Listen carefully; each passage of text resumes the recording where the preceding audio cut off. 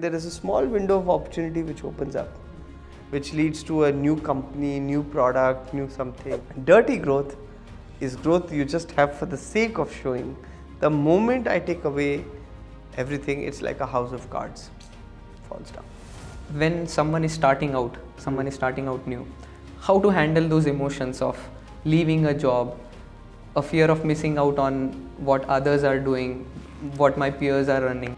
I think the final thing is, remember your profession, your job or your venture is a part of broader life. Okay, if we are facing the same problem, that means there is a systemic issue. There's a problem with the broader education system. You are a communications teacher. Yeah? Give us a framework to improve communication. I think the biggest thing is... Our guest today is Abhishek Srivastav, an engineer turned MBA who has experience of working with multiple international companies. Then he went on to start his own company in the fields of training the youth of India to make them job ready. So naturally, he is a communications expert. Look at the way in which he answers to the questions. For folks who are applying for a job, this would be a really helpful video. And for people who want to start their own business, Abhishek has great frameworks which you can follow to begin your journey. I hope you enjoy this video, and if you do find any value out of it, please consider subscribing. It will not cost you anything, but it will mean the world to me. Yeah, hi. Welcome, Abhishek. Yes, great to be with you, Karan. We've known each other for a long time. Yes. So I'm very excited to be part of this. So Yes, same. Fire away, let's have a conversation. Yeah. Though I know you for a long while, I'll still want to ask you who is Abhishek so that the audience knows who we are dealing with. Okay, very interesting. Could you take a very different answer to that? Yeah. It sounds like an interview, right? You do Yeah. tell me more about yourself. Yeah. Or So walk me through your resume. Walk me through your resume. I'm a father. I'm a proud father to a lovely 5-year-old daughter. I'm a big sports fanatic. I love teaching. I love coaching. I love mentoring young people. It's something I do as passion. I love teaching. I teach at a lot of B schools and campuses all across the country. And I'm very lucky that I've been able to monetize that into a full-blown venture in MBAtrek. It's been 6 years doing that. I worked for a while. I was an environmental engineer by training. I live in Gurgaon. I'm Delhi boy, right? Went to all good schools in Delhi, college and school. I love food, and I'm just living life. Getting into my 40s now, so that's going to be exciting. That's pretty much it. That's who I am. So I'd like to break down this answer. Because you take a lot of interviews in B school, in graduating students and help them prepare for interviews. So I noticed that in your answer, you first started with that I'm a passionate or I'm a dad.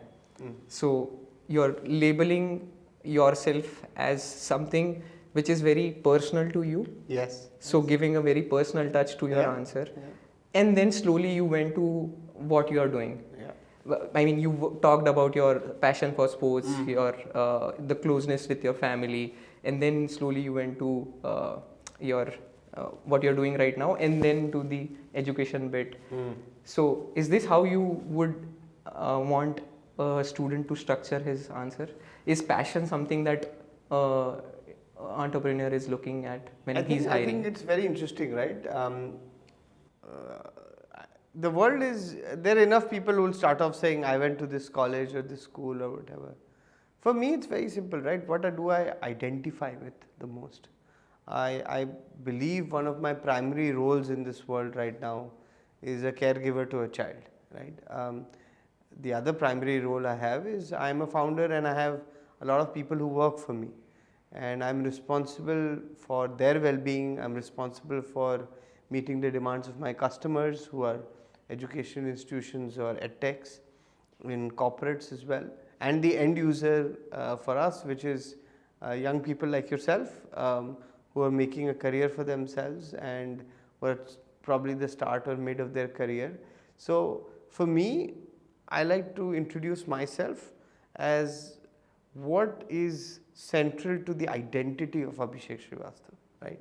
So who am I is more than why am I here, right? So I think my introduction or my space, if I have to define my space, right, it comes from what am I solving today? And I think we are all inherent problem solvers.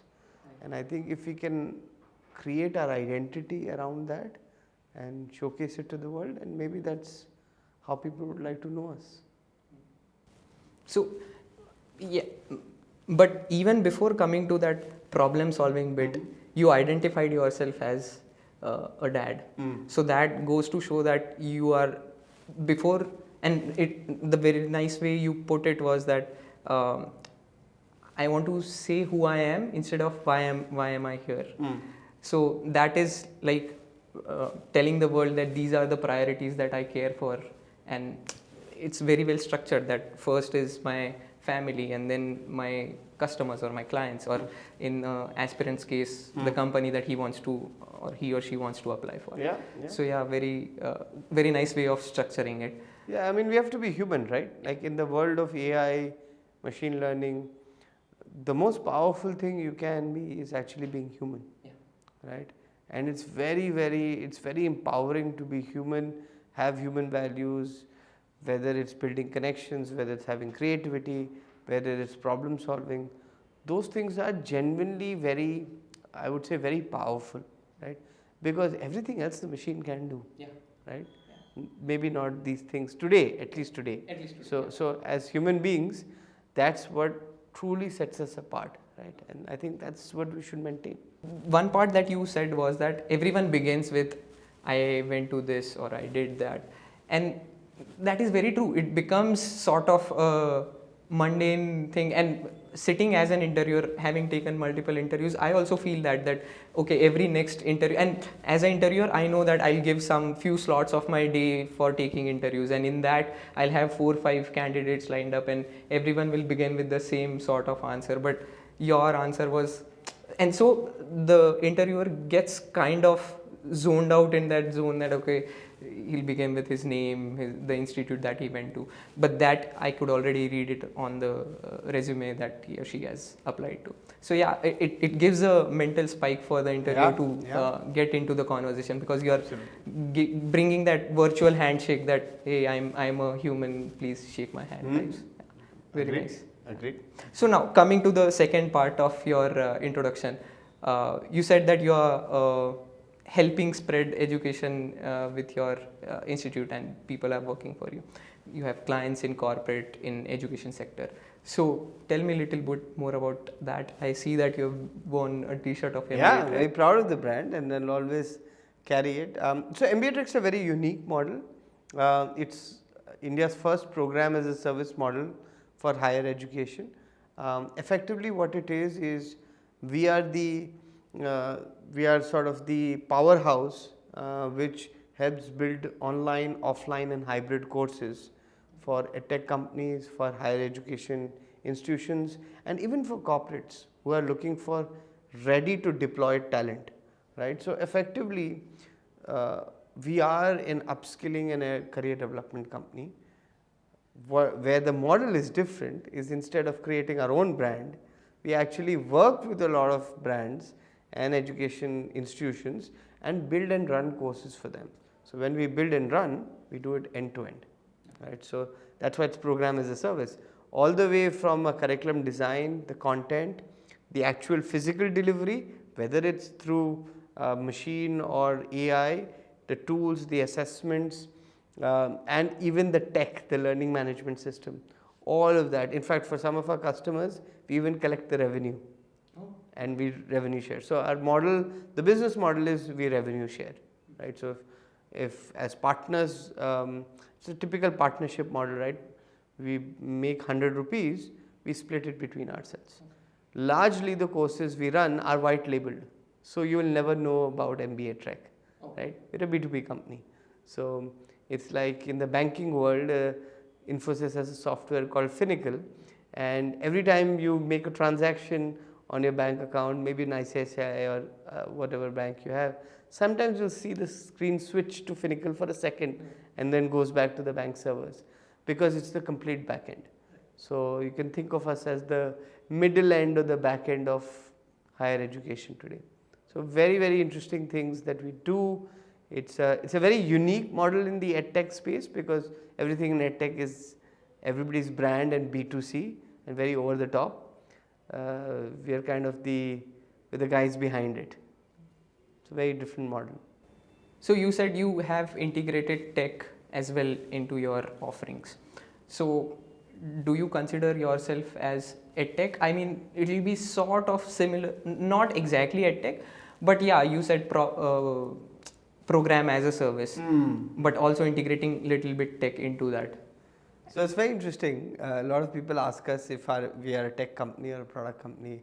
It's very funny. You're sitting in in front of a founder who's actually pretty poor at both product and tech, and I'll say it very openly. We're a solutions company, right? So tech is something which we use very powerfully, and we productize the use of tech. So we built a lot of AI assessments through various third parties in-house as well, and we combine all of that into a beautiful solution.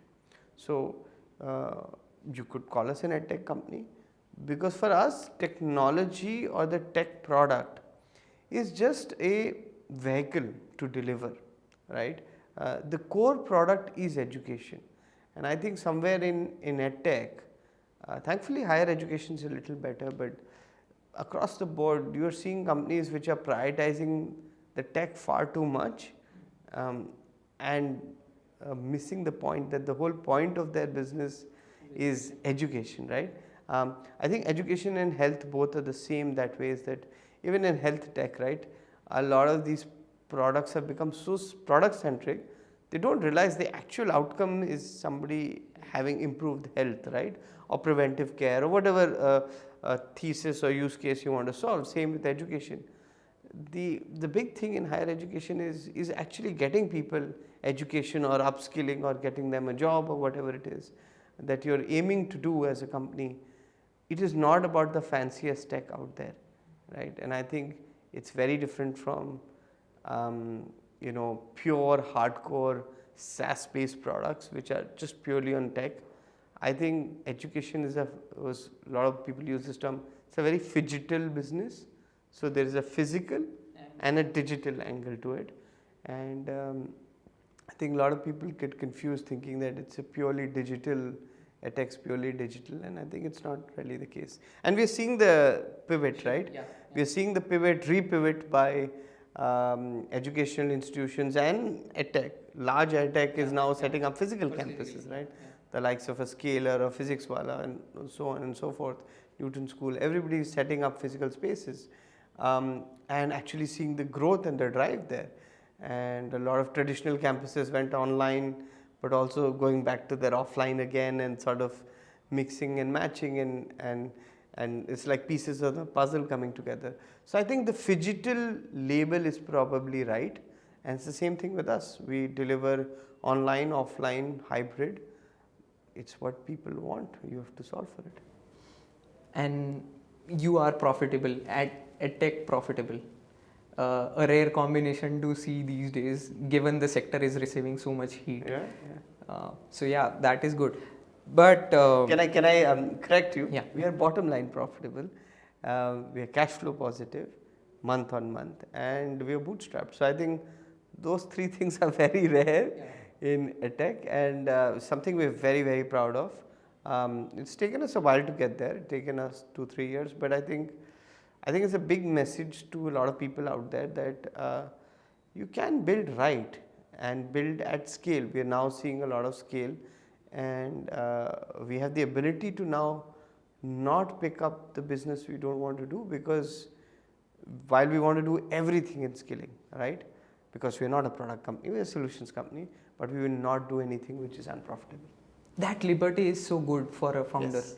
It leaves you from that mental pressure of being dependent on projects that you don't want to do, but you are doing it because cash flow and Yeah, because see, the other problem is cash flow is a very good one, right? There are a lot of projects that you end up doing where it's 100 rupees in and 100 rupees out. Sometimes it's 105 rupees out, 120 rupees out. That's when it starts to really burn you, right? 100 rupees in and you have to pay 100 rupees later over 3 months. Fair enough, you can still argue and say, I'll do this because I'll make more money from the customer. And I think this is where the concept of customer lifetime value comes into play.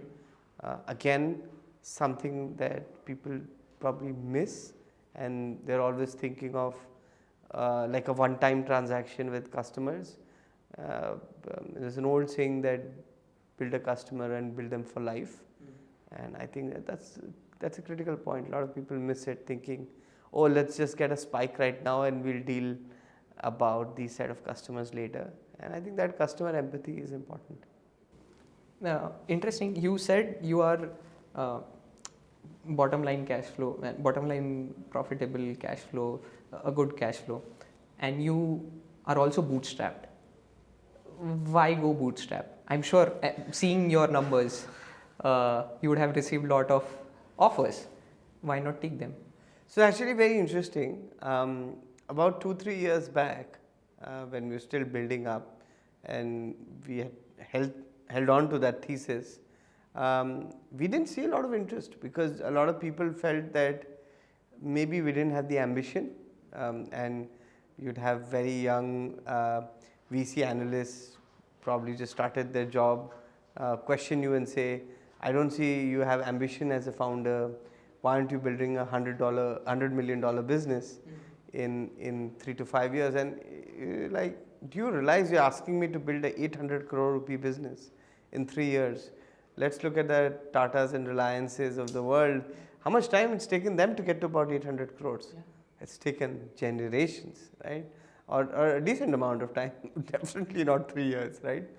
Maybe now, okay, now they start a business, that's something they can aspire to, absolutely, and they should. I mean, they are the movers and shakers of a country, right? But I think now what's very interesting is we do get a lot of interest from VCs, but for us, any investment today is going to be strategic, right? So we don't want money for the sake of money. We rather have someone give us business and give us money to build something very unique and at scale profitably. So it means if they have to do all of that, then they are in education for a very, very long time, which means it's a strategic investment. It cannot be someone who's looking to flip around and make money, right? This is someone who is genuinely saying, what do I need to crack for the long term in education?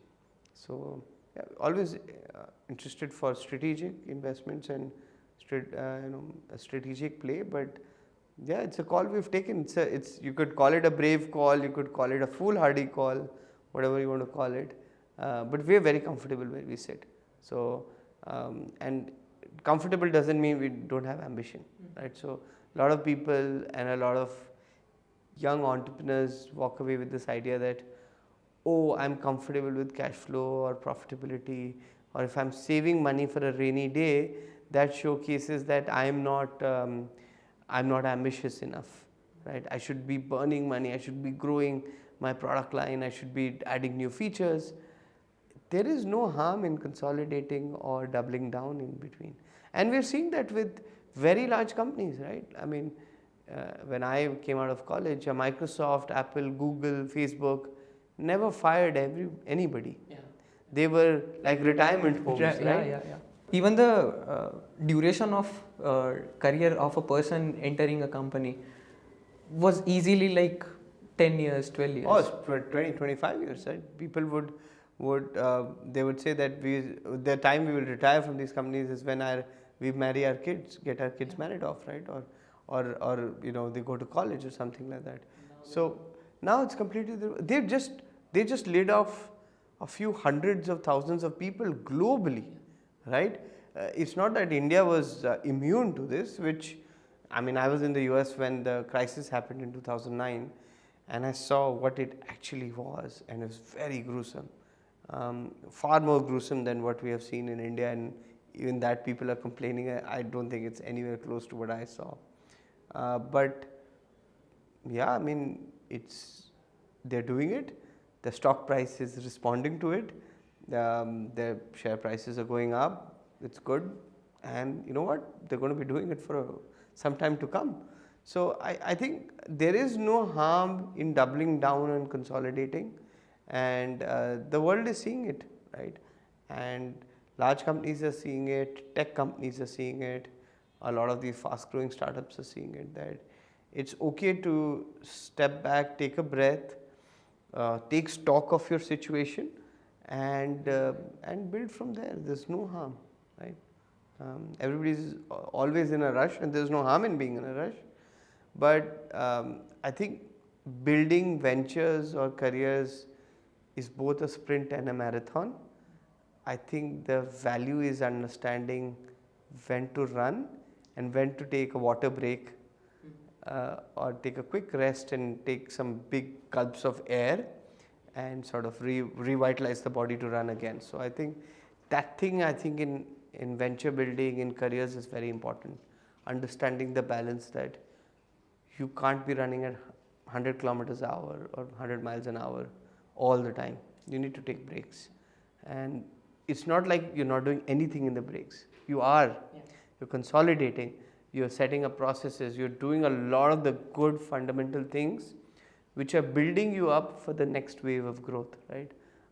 Often those small periods of lull are considered very negative in today's world, right? And I think a lot of people are missing the opportunity there.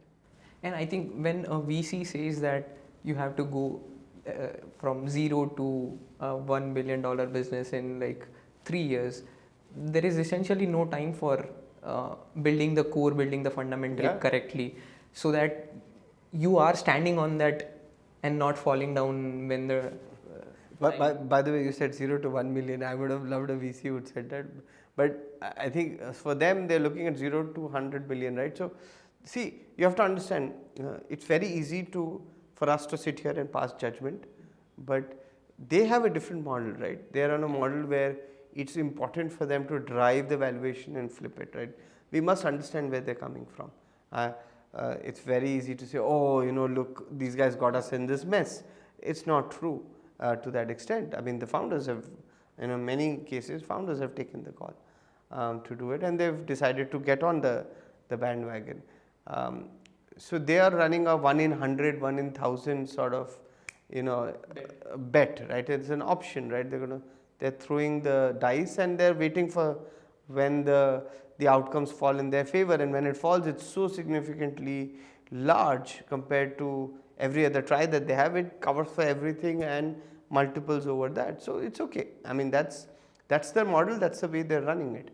I think it's important that founders understand what works for them and what doesn't. However, in this entire scenario, I think what does get missed, and is what we can pass judgment on, is the customer, right? If we are doing all we are doing as businesses, and we're forgetting that we are here because of the customer, I think that's very dangerous. That's a very dangerous game to play, and I think that's what we are seeing with very large companies. I won't name them openly, but we know how their biggest weakness, or the first thing that they trip over, is when they start not treating their customers with respect, with care, with all the goodness that a customer needs, right? Because for us, even as a company, for MBAtrek, we have 3 values: customer first, team first, and always do the right thing, right? So it's very, very simple, right? The customer is very important. You are always working for your team, and you will, come what may, always do the right thing for your customer, for the team, for your suppliers, for everybody, right? Because if you do the right thing more often than not, the ecosystem will give back to you, right? It's hard to do it because it costs money. Sometimes it costs you cash flow. You don't have the money, but you have to pay your supplier. It's okay. Build the goodwill. It's like in Hinduism or in spirituality, they say, it's karma is a cycle and things come back to you. It does. It's same with ventures and business building, right? That do the right thing for everybody in the ecosystem, and you'll be surprised. They will remember it and they will pay you back with interest, right? I would also not like to take names of corporates, but yeah, there are examples of they becoming so big that they are now bullying their suppliers and not, and that eventually. I mean, you can play that game for as long as you can, but eventually you can't put fire to the hand which is feeding you, right? So you can misuse it and abuse it or exploit it for as long as you want. Eventually, if it stop working, it's not going to give you the result that you want. You're not going to get the outcome, right? So I think companies over a period of time balance and rebalance it. But I think the biggest non-negotiable in my eyes as an entrepreneur is the customer, right? I think if the day you start compromising on the customer, it's a slippery slope that is very hard to recover from, right? If your profitability is based on, hey, I have to change customer outcomes or dilute them, it's problematic. It's a troublesome road. Yeah. So Abhishek, you've had education from one of the best institutes in India, worked in like dream company of all, maybe if not all, but tech and MBA students company. Why start your own venture? Oh, it's a very interesting question. And you can also talk a little bit about your journeys from ISB to Apple and then. Yeah, I mean, see, I was like every young kid in the early 2000s, I was also an engineer. The only thing which was very funny, and I always recollect and thank that 18-year-old version of Abhishek Srivastav, who took the very brave call of saying, I don't like computer science and coding. I like computers, but I hated coding. So, you know what, I wanted to do core engineering, and environmental engineering was one of the degrees that really was amazing for me because it combined all the sciences and math together, which was of big interest to me, what I like to do. And that's why I did my engineering at Delhi College of Engineering, now called DTU. Then I went to the US, I went to Georgia Tech, did again environmental hardcore engineering school. I worked in very heavy hardcore environmental engineering roles, would stand up on a smokestack, put a probe down, go to mines, go to various plants and facilities. I was one of those engineers who truly lived out his engineering. Came back to India, ISB happened, graduated on 2nd April 2011. Most people will remember it of the India winning the World Cup and me graduating with about 560 people who were crazy at that time. And yeah, I mean, then I worked with Accenture, building the sustainability energy practice in the country. So I did my engineering quite a bit, and I was very lucky because I was genuinely interested in it. Often people believe that you will get an aha moment in your career, and that switch will happen. I think in careers and career and life in general, things build up. You do have high impact moments where it might and might not, but what happens with high impact moments is they serve as validation points and they sort of push you over the edge. But the build up is actually happening over a period of time, right? So if you see a death or a birth or something like that, one of the things which is unlocked for me personally is I have now realized I'm the other side of life, right? And I see, I hear more bad news than good news, honestly, right? From a personal perspective, you see more people leaving the world than entering the world, and that gives you perspective. So every time you go for a cremation or whatever ceremony, and you realize how fragile life is, right? So that's a validation to me every time to live life the fullest every day. And if I've decided to spend time with you today, I will give it my all, right? I'm not going to go and question this time. I'll say, okay, Karan asked me to do this, and we had a discussion and felt this was relevant, so let's do it, right? And put in all the effort behind it. So yeah, I think sorry, long answer to what you were asking, but I think what happens is nothing in career, in life, at least in my experience, just sort of happens. It's a build up, and events move you along, right? So events are like the chess move, where suddenly a significant move is made, but it actually is building up. Like Steve Jobs famously said, right, that you can always connect the dots going back, right? So because things do build up over a period of time, I think the what you get better with age or with experience is you understand something's building up, and if you can prepare and solve for it, I think it's better. You get better at reading those cards. Exactly. There's some shift happening. Yeah, you start to see trends in yourself, right? In your behavior, in the way you're thinking, the way other people are responding to you, the way you see the market, or the outward sort of the macro of the world, and you're able to understand where can I find opportunities, what can I do, and do I need to make a pivot, right? So this reminds me of a previous guest that I hosted. I don't know is this term common or not, but he used that term very nicely. You improve your luck surface area. Oh, very interesting. Yeah. So as you said that you were a computer science engineer, but you did not want to pursue that. So you went into environmental sciences. Yeah. There you worked for a while. Then you came back. You went to ISP. So now there are three major shifts. One is tech, one is environment, one is management. Yeah. So you have essentially increased your luck surface area, and eventually something is bound to connect. If you're improving, if you're opening yourself so wide enough that something will resonate with you, and it's not like the aha moment, but you will feel like you're not working, but still 14 hours are gone and you are still energetic as you begin the day. You're right. So that part was very nicely put up by him. Your guest actually completely nailed it. I'd add one more thing. One more thing gets built over a period of time, especially when you have different experiences and you face different challenges or solve different kinds of problems over a period of time. There is a very understated skill called resilience.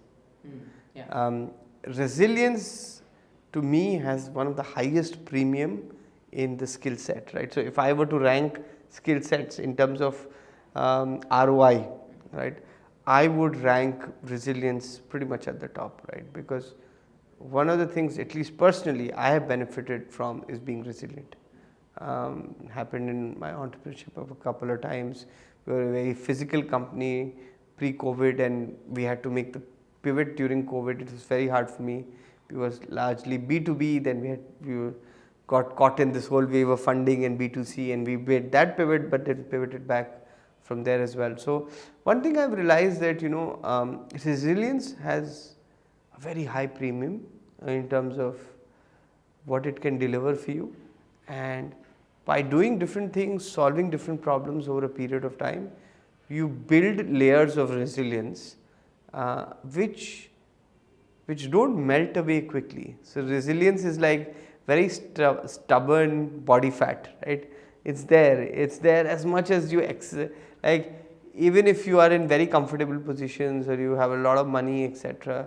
That resilience, that hard-earned resilience stays there, and it becomes very useful in hard times, right? So the only thing is, I think, as founders, as people building businesses or in careers, you should be always cognizant of the resilience that you have or you built, right? That's why you will see a lot of founders who made it really big, or business people, or even people in jobs will say, or even athletes say this, right? Or even film stars say that that I always remember where I came from, which for me translates into remember all the hard work and the resilience and all that I have collected over a period of time, and I'm not going to let go of it. I think that's very critical. Resilience is not celebrated actually, because it's largely unsexy, right? There's nothing sexy about. People will celebrate creativity, innovation, communication, design thinking, or connecting with people, and all those things, because they are very fancy, or they look very powerful. They are powerful skills, don't get me wrong, but resilience, I think, has different impact over a long period. I think I had heard maybe Mark Cuban in one of his speeches saying that most important skill that he values when he's going for investment in some startup is the resilience, that investing in people, that investing in the founder especially, that is he or she able to pivot, and how comfortable is he in that position. So yeah, now coming to now you've increased your lux surface area. What was the point where you identified that this is the market gap, or like starting for MBAtrek? Why? So see, one of the things is as someone who was hiring young people, training them, working with them, there was a constant understanding that, and by the way, I was very lucky. I went to and I always believe privilege is another very powerful virtue that we should be careful of and should be very thankful. I was very privileged to have worked with very large companies, right? The top Fortune companies like Accenture, Schneider Electric, Apple. I used to hire the best talent in the country, right? Because you represent these companies, so automatically you go to the best campuses, colleges, everything, right? So, but the interesting thing is you hire the most amazing talent out there in the country, the most expensive talent, at least at the entry level or the fresher level, and you realize you still have to put them through 8 or 9, 10, 12 months of training, and all this effort needs to be made to just get them to do basic stuff, right? To hit the ground running. And interestingly enough, my co-founder, who also happens to be my father, but we never connected because of that. He had another company that he was running, a supply chain company, where he used to hire from sort of, what you would call tier 2, tier 3 campuses. And he said, Abhishek, I'm facing the same problem. And we're like, how can we face the same problem when we are hiring from two ends of the ecosystem? Okay, if we are facing the same problem, that means there is a systemic issue. There's a problem with the broader education system, right? So, okay, so one approach was, okay, let's go to the schools. We have no idea how schools work, right? Because we were business people or people who worked in the corporate world, we understood B schools, or we understood management schools and engineering schools, particularly management schools. We said, okay, let's build a program to take B school grads or MBA grads and make them very powerful, ready and relevant. So industry relevant and corporate ready individuals. So that became a tagline, so that they hit the ground running and they can work anywhere in the world, right? It's a global world. You're not always going to work in the country. You could do small stints. You could work for companies outside. So you could do many roles, right? And that was what was the wow factor for us, that two people in two very different scenarios came back with the same data points. And then when we socialized it with our network on both sides, in our work network, etc., we got the same feedback. And somebody said, if you're thinking of something, better do it, right? Because this is a problem to solve. So we saw great demand from the industry. And I think 6 years hence, we stand validated, right? So with the new education policy, now it's one of my favorite things to say, a UI UX designer probably gets more money than an entry level CA, right? And when did we think that would ever happen in this country, right?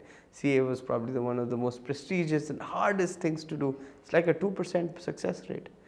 But anybody can be a UI UX designer today, right? So there goes your degree, there goes the badge and the status around your whatever education and all that.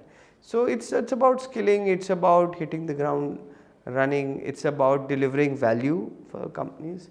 And yeah, that was sort of where sort of MBAtrek took light, and we realized regardless of where we looked from, we saw the same problem.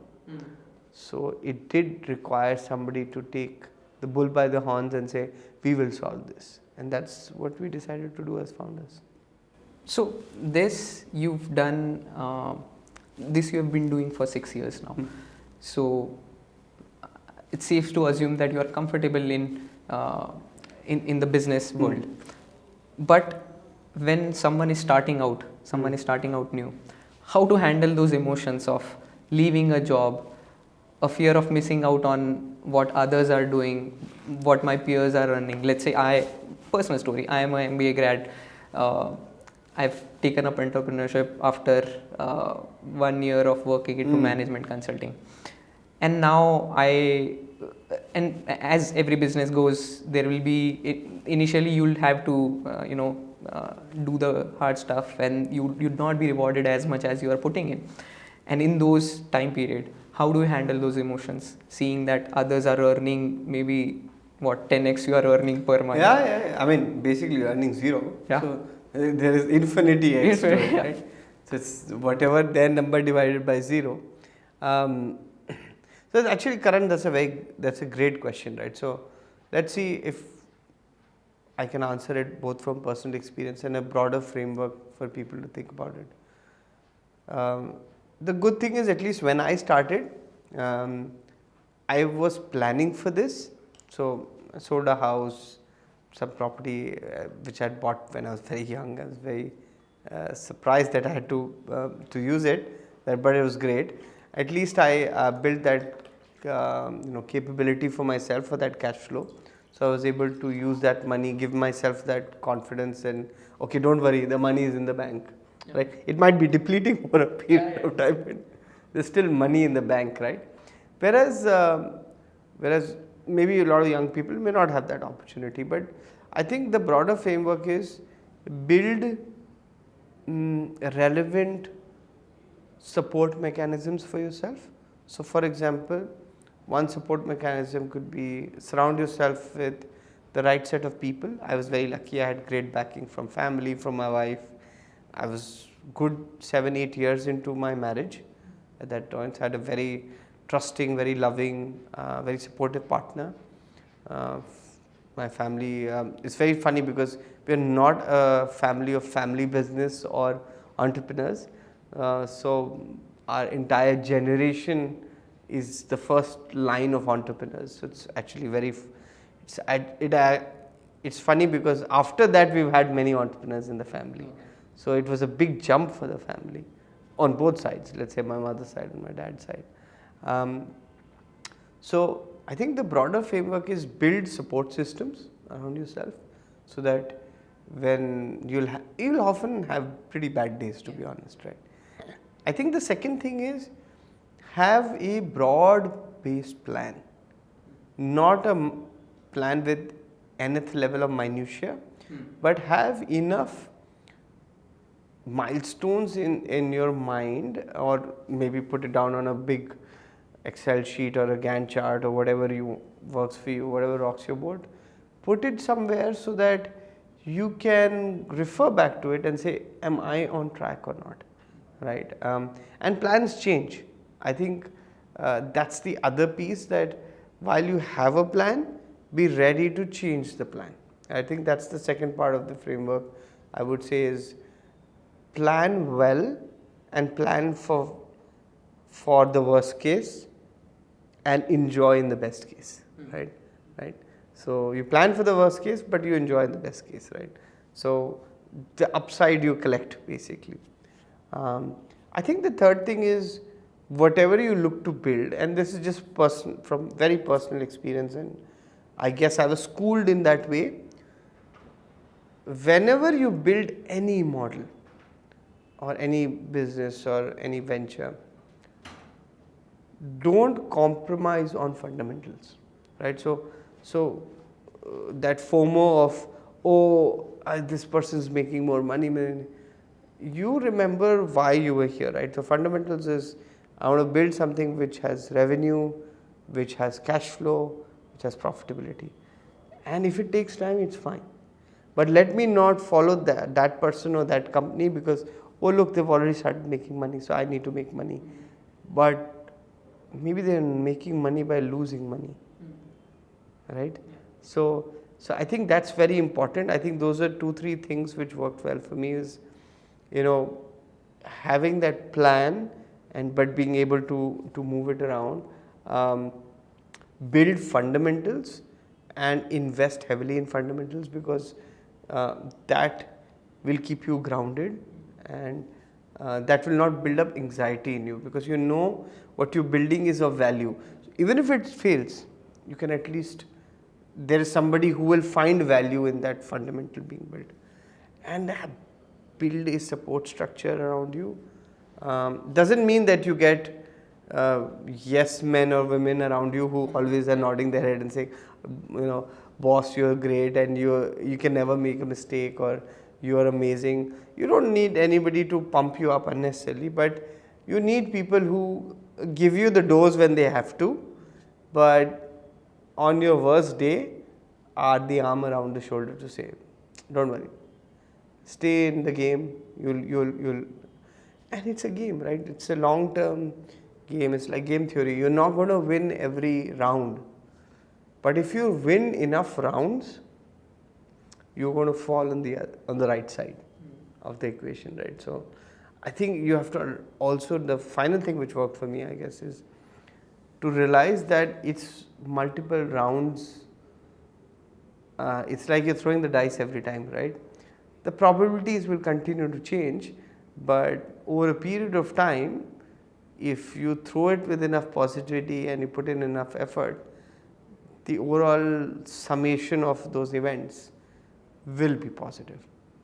Yeah, so sort of you can sum it like you improve your luck surface area, but you also put in your passion into whatever you're doing along with that. I think everything that you do improves your luck surface area, right? It's because you build, because you build that base, right? And you could call it luck, you could call it stability, you could call it foundations, whatever it is, right? The thing is, all that quiet building, the building in the dark, it's like before a tree actually breaks the surface, the work that the roots do is far, far more important than what goes on top, right? Same with buildings, right? The best buildings are the ones with brilliant foundations, but foundations actually look very pathetic when you look at them, right? When I've been a civil environmental engineer, foundations are, they're not very great, right? It looks extremely unsexy, right? If you look at a parking of any mall or any big building, it's probably one of the crappiest places of the building. No parking or no foundation, and the parking is part of the foundation, and so obviously the lower foundation below it. It's painted the worst. It probably smells in corners, etc. It's not the best part of the building. Most of the times, most parkings are not air conditioned, right? They're dirty, sticky, hot, it's humid, whatever. But they are bloody important to that building, right? So I think that's the way to look at it, right? It sounds very cliched to say, foundations are important in life and all that, but foundations take time, and that piece is not fun, it's not sexy, it's not interesting, but it is important to go through the grind. Everybody goes through the grind. Sachin Tendulkar went through the grind, Virat Kohli went through the grind. Every major athlete will tell you, every business owner will tell you, everybody goes through the grind. The duration of the grind can be different for everybody, but the grind is the grind. It's as simple as that. Okay, so you've given us good example of what founders generally feel, and we see that in a lot of videos that a founder will come on the talk and give a very subjective, I'm not saying wrong, but a subjective approach of what worked, what clicked in their case. But what are those core fundamental frameworks that someone who is just wanting to start a business should follow in order to have best possible chance to get success? Okay, very interesting. Wow, now I have to sort of rethink my journey and package it together. So I think one of the things that I would say is, okay, let's split it into 4 parts, right? Anytime you build a venture, there is product, there is process, there is people, and I would call it as, effectively ecosystem, if I could say, right? So maybe the broader ecosystem, which is outside your company, right? Which is the customers, the suppliers, and everybody else, right? I think people, so invest in the people that you need initially, but don't invest too much. Because one of the things I think the frameworks is, find the people who are looking for you. So it's very interesting. Somebody had told me that as a founder, the first set of people will find you, not the other way around.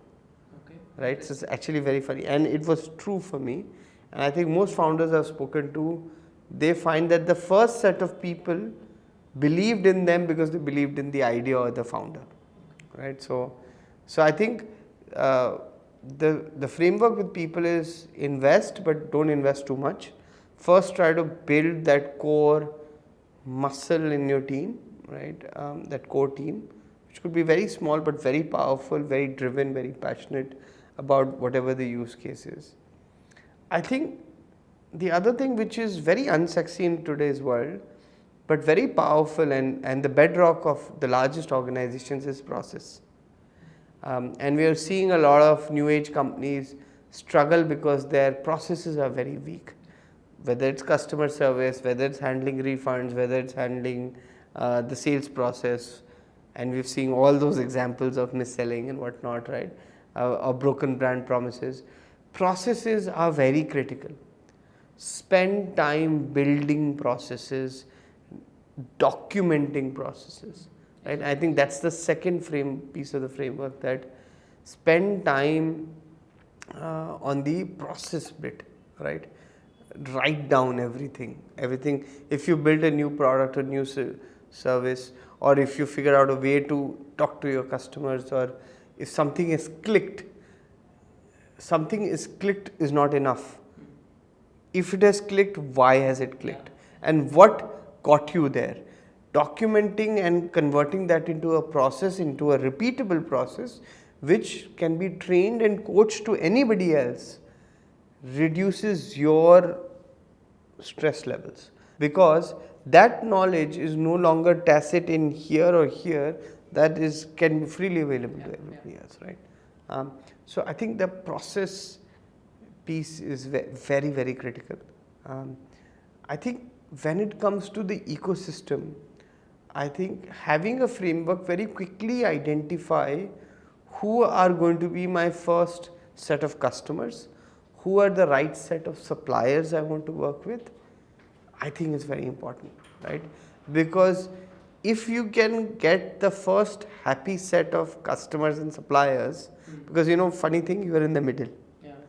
If they don't pull you or push you too much, that's a good base to build a business, right? After that, you can fight and deal with tough suppliers or tough customers. Don't, for the sake of just building a great business immediately and you want the hockey stick, don't pick on customers that you can't service, which a lot of people do because they believe they have the higher value ticket size and whatnot, or whatever, it's a mass population I need to serve. Pick on customers who you can service through a good set of stable, fairly nice suppliers, or people who are, or whatever the inputs, who are providing you the inputs, right? Employees are one of those inputs as well. So I think not having stress and strain in that relationship earlier is actually a very powerful part of the framework, right? And I think one piece is the fundamentals of the business, right? When you price something, you cost something, you put every line item up front, everything that you can think of. So I find it very hard for people who keep saying, oh, we first need to burn money to earn money. No, you can build a true P&L from day zero, where the revenue is there, the cash flow is there. So learn the balance of revenue, cash flow and profitability. I think that's the key, or the fourth pillar of this, right? That balancing act is very important. You can't be chasing revenue all the time, you can't be chasing cash flow all the time, or you can't be chasing profitability all the time. You kind of look for positive revenue or profitable revenue, which will automatically generate cash flow. And by the way, if you have this non-strenuous relationship between your customers and suppliers, that also contributes to good cash flow, right? Because nobody's trying to squeeze you here by saying, I'm going to pay you later, or you know what, I don't like you, or you know what, I want this refund. And this guy or person on this other side is not saying, oh, pay me, because you know, I don't know if you'll ever pay me or whatever, or I need the money up front, or you know, whatever. So if you put these pieces together and focus on them and work hard on them, so the people side, the process side, the holy trinity of, you know, cash flow, revenue and profits, and you know, balance, right? Balance in the ecosystem, where you are a trusted partner for everybody. I think that works. That it's as simplistic as that. I hope that gave some kind of framework for people to look at, because that worked for me, and I think that works for most founders. Eventually everybody gets there, and that's the sign of stable, growing ventures, companies, industries. Everybody lives happily ever after, right? So that's, I mean, it sounds like a fairy tale, but it's not. It doesn't need to be. I think a lot of basics have gone on the altar of growth and have been sacrificed there, because everything at the cost. Because everybody believes that fundamentals impedes growth. I would argue against that. I think fundamentals help you unlock a new wave of growth, which is what I call clean growth. Clean growth is the growth that even if you take away all the support mechanisms, which is funding and everything else, that delta of the growth stays. Dirty growth is growth you just have for the sake of showing. The moment I take away everything, it's like a house of cards, falls down, right?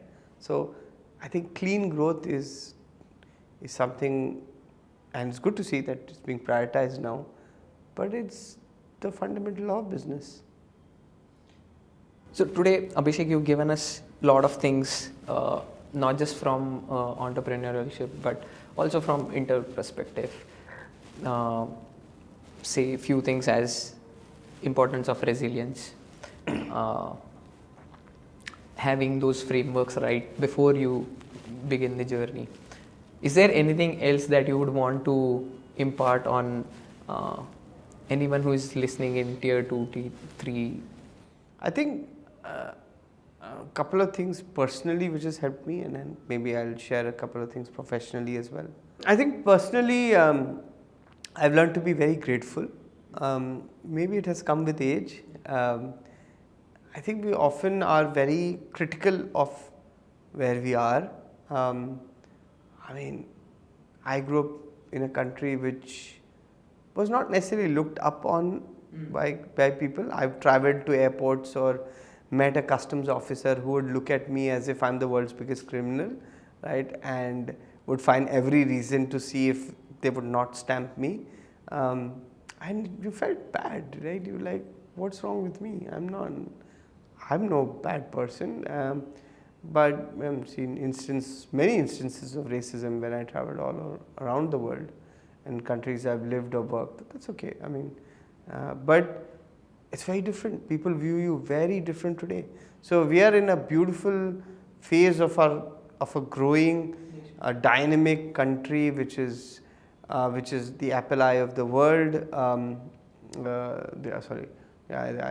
Whatever that phrase is, and we are the world's darling today, right? We are the world's growth engine. Everybody believes that we are the world's next hope, effectively, right? Because of all the factors which come with us, the demographics, the growth, the tech, and so on and so forth, right? But I'm good where I am with life as well. So I think being grateful is very important. It really gives you perspective. Keeps you calm most times. I think the other thing is valuing balance. I think that's the other thing, that you are going to accelerate many days of the week, but you're going to have a bad day here or there, right? So take it with a pinch of salt. Chalta hai, right? It's okay. Because if you try to overbalance the day, you are not really cracking it up. You would either lose sleep, or you would heavily caffeinate yourself and have 7 cups of coffee, which I used to do once in a while, or you'll get a bunch of Red Bulls down your throat or whatever, right? You're going to put yourself in a hyper situation where probably recovering from that, both mentally, physically, physiologically, could be harder, and you may do more damage than what you were trying to solve at that point. So I think balance is another thing that is critical. I think the third thing I would say is something I am now finding a lot of value in, and this is, I think, the personal and the professional point, where I think investing in people and relationships sounds very cliched, but man, does it deliver, right? I have now a situation in something where we've talked, I've shared the same thing, right? We're having this conversation only because of the investment we made with each other, right? So I think having an open conversation, honest conversation, having friends, having people that you can support, and it's a two-way street. Please, you will have to be ready to give if you take, right? And give and take with freedom, and don't keep in an account, right? So if you keep an account, then no relationship is balanced, right? Don't keep an account. It's a revolving door. It's game theory. The dices are thrown all the time. Some cases you're winning in certain relationship. In some cases you're losing very badly in some relationships. But the net is not that bad, right? So I think personally I would say those 3 things. I think professionally, I think one of the things which is very critical professionally in your career is continue to take stock of, I don't know if you remember in the sort of earlier video games, you would have a character moving like this and they would show you different skills and bars that, attack and defense, and that sort of a rating. So always have that, that profile of yourself, right? How much I'm strong on attack, what am I great at comms, am I great at sort of communication, am I great at problem solving. Look at different skill sets and keep taking stock of that. I think either you're an entrepreneur, business owner, or if you're working, that taking stock of your skill levels, I think is always critical. And if you're missing something, add it to your portfolio. I never used Canva in my life, but my team forced me to learn Canva, and now I do everything on Canva. And this is a consultant who was homegrown, and I was grown out of PowerPoint, right? And I hated Canva when I looked at it, but you know what? You learn it. It's a skill I didn't have. I realized it's something very significant in today's world. Social media is not something I was very good at initially, but I had to learn. I think professionally, the other thing is understanding that business is, or even business, because even if you're working for a company, there are cycles associated with everything, and you're always in the middle of either a positive or a negative cycle, or the interaction of both, right? So therefore, if it's a good time, put in the effort, get in more out of it. If it's a bad time, double down and consolidate your position. If both are happening at the same time, then sometimes when a good and a bad cycle happen, there is a small window of opportunity which opens up, which leads to a new company, new product, new something, and maybe that's something which is worth looking at, right? So understanding that business, career, profession, all these things happen in cycles, and how you deal with those cycles is important. I think the final thing is, remember your profession, your job or your venture is a part of broader life.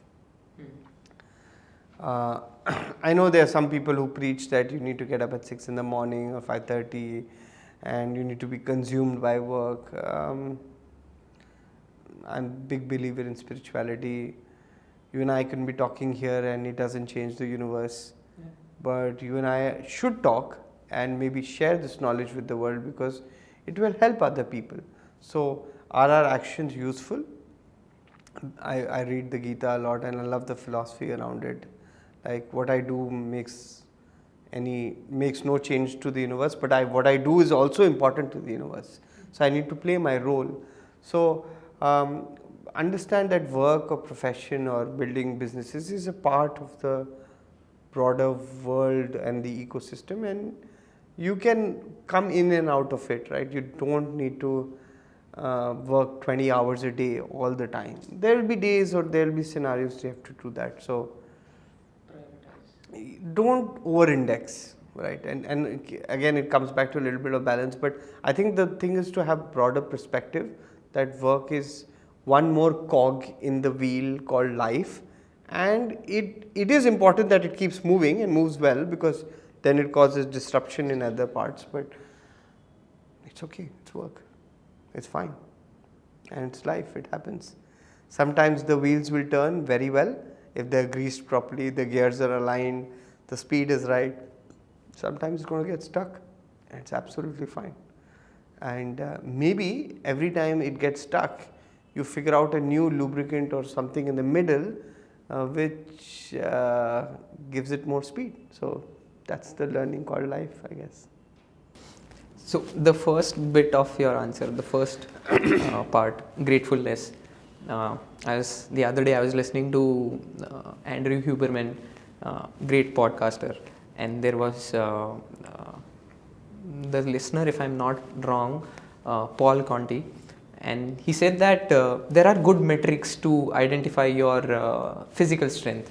How high can you jump? How long can you jump? How fast can you run 100 meters? Or what is your grip strength? All those aspects, they can measure your physical health. But there is no test that a common man can do to identify your mental well-being. And he had two pillars on which he identifies mental health of his. So he's a doctor. And one pillar of that is gratefulness. So gratefulness and agency. Gratefulness is your ability to identify good things in the world and then thank for that. And agency is again your ability to change your situation. And if the person is high on those two things, their mental stability is very good. I mean, these are things which a common man can easily do at home and then identify. And it's a doable skill. It's a learnable skill. You can. I remember I had a practice with one of my friends. We had Tuesdays and Fridays on those 2 days, we message each other 5 things that we are grateful about. Can be things, can be people, anything. Like, I'm grateful that someone invented auto rickshaw for me to come here, or I'm grateful that I have a glass bottle and the person who delivered it here. So that, in a way, and it happened to me that my mood would automatically change when I'm grateful for something. Yeah. And it's a very important, and it's been a pillar of my life. I feel grateful for so many things, and even before listening to the podcast, I used to feel that I'm innately grateful for wherever I am today. And then you can look forward to now, how can I go ahead and take things forward. So a slight digress, but I think it's very important. Yeah. I think being grateful is absolutely fine, right? Because COVID, if there was anything else, COVID showed us that, right? That you got to be very grateful what you have, because what we live today, what we have today, I'm sitting in this beautiful location today and talking. Might not be there. Yeah, nature is the biggest power in the world. It can take away everything from us. What if oxygen stops right now? Pretty much done as a species, right?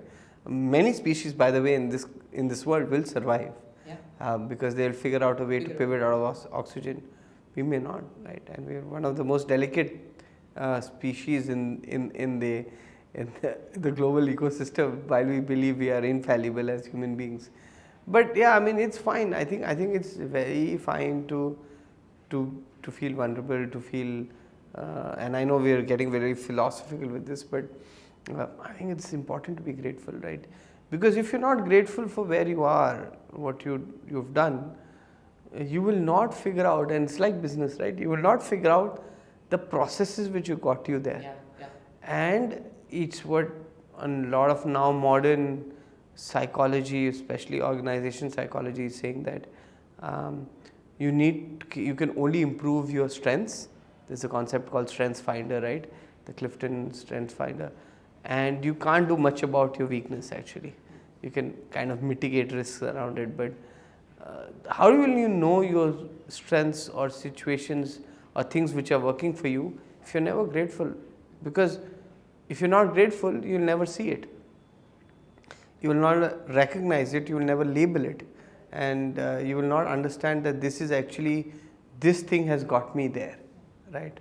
Got me here. So it's actually very funny. Somebody told me funnily that most founders over a period of time become philosophers, right? Because we see so much, and he said you need to be a little crazy to be a founder, and you end up being like a poet or a philosopher or a storyteller as a founder, because you see so much on a daily basis. You become very philosophical about things. I've seen that change in myself, right? So, but it is what it is. I thought of ending the conversation, but now that we are here, you are a communications teacher. Yeah. Give us a framework to improve communication. I think the biggest thing is when you're communicating, I think spend 80% of your time listening. I remember this. And 20% speaking, right? So it's about 70% of listening, 20% of speaking, 20% of observing, and 10% of speaking, right? So it's funny, I forgot my own framework. Thank you for reminding me. But I think that's very powerful, because your speech truly doesn't have premium if you do not understand what you're speaking, to whom, and how it affects them. All of that you will only understand if you listen to what somebody is saying. You observe them, you observe the macro in which the situation is happening and the micro, and you put all of that together in this, and you build a beautiful dish and you serve it back, right? In fact, you would remember the best meals ever delivered to you could be the most simplistic meals that you would have at the top of a mountain when it was raining, That's one of my endearing childhood memories, to have had a beautiful anda paratha somewhere in Himachal where it was absolutely pouring down, right? Because somebody created that dish and gave it to me in understanding where I was, and it was the perfect dish for that second. I'm sure I've had much better eggs and much better parathas in the far more expensive and more fancy places and ambience all over the world, etc. and whatever. I don't remember those meals. I don't, but I remember that, right? So I think communication is the same thing. You need to communicate where people remember you. How will they remember you if you don't let them speak? If you don't observe them, and you find the smallest thing, you said, oh, by the way, when you were saying that, I saw you were smiling. Yeah. Oh, wow, they'll remember that. Yeah. Because they're like, oh, so you mean I'm important to you? You were observing what I was saying. You were observing my behavior. You were observing the environment. Oh, wow, so you're actually paying attention.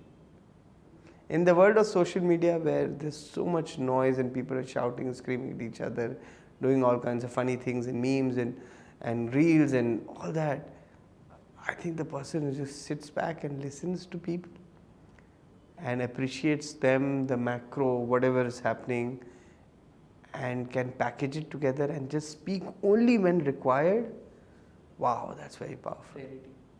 Right? And we are seeing that those people rarely shine, right? So you will see like content creators and people who putting a lot of thought to what they're saying go viral instantly, because what they produce is just wow. It's very simplistic, but very wow. So you said that you want to make them remember you. What is it that you want to be remembered for? Not in the communication one-on-one. Oh yeah, I think the biggest thing is, so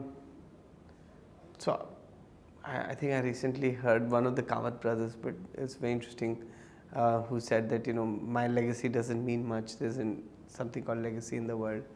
I think the thing that I would be very satisfied with, I'm not so fussed about being remembered by people, but I do take it to heart that I want to feel like I've done everything in whatever role I was assigned, right? And again, sort of, I go back to the Gita because I really love that book. It's a beautiful depiction of what spirituality or life is, in a way that it says you do your role, right? Because you not doing your role creates imbalance in the universe.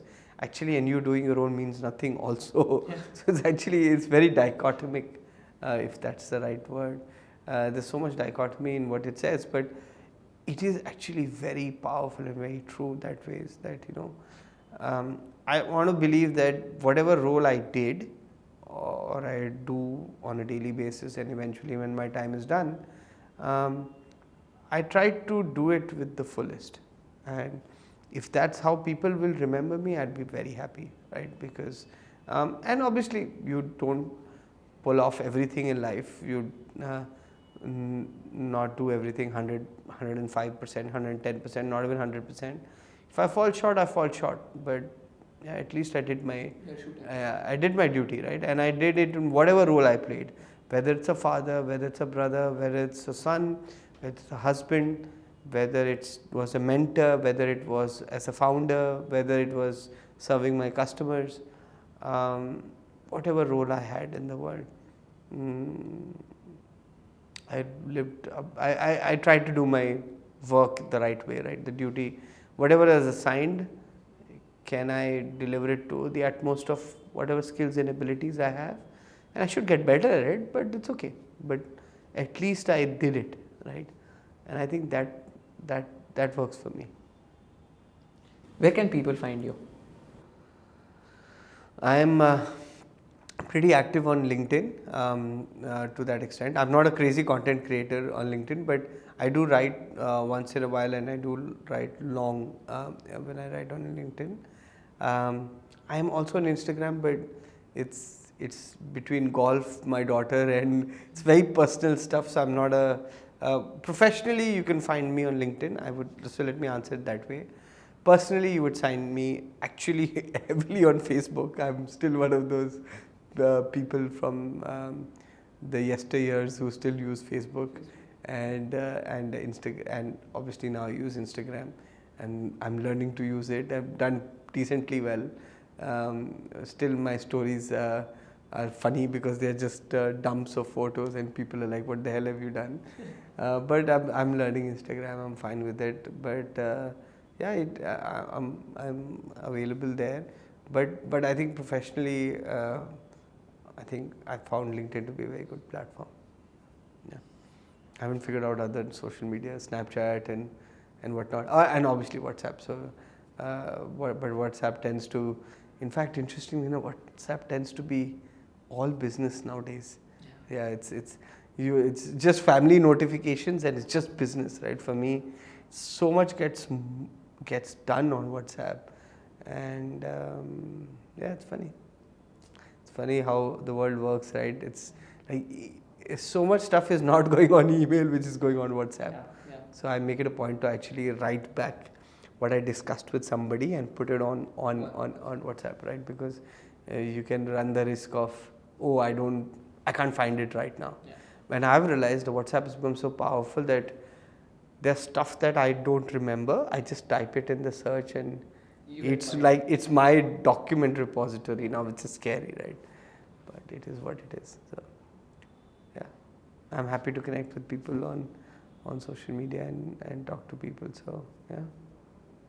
Thank you, Abhishek, for this insightful session. Yeah, thank you so much, Karan. And I think big congratulations to you on your entrepreneur journey and starting something like this. And I think all of us will look forward to more episodes and sort of discussions and debates and sort of open-ended conversations, because I think too much in the world is done with agendas. Yeah. And I think it's very refreshing to see someone like you who's bringing broad, open-ended conversations in there, which then people can listen and observe too, and then use for their benefit, right? So, well done. I think congratulations, and I look forward to the future episodes, and hopefully to this one when it gets released. So you take care. Thank you so much. Perfect. Thank you, Abhishek. Hi there, I'm Karan Patel. I'm grateful that you watched the entire video, and I'm also hopeful that you derive some actionable insights out of this. If you have been, please consider subscribing to my YouTube channel. It will not cost you anything, but it will mean the world to me. Thank you again for watching the entire video.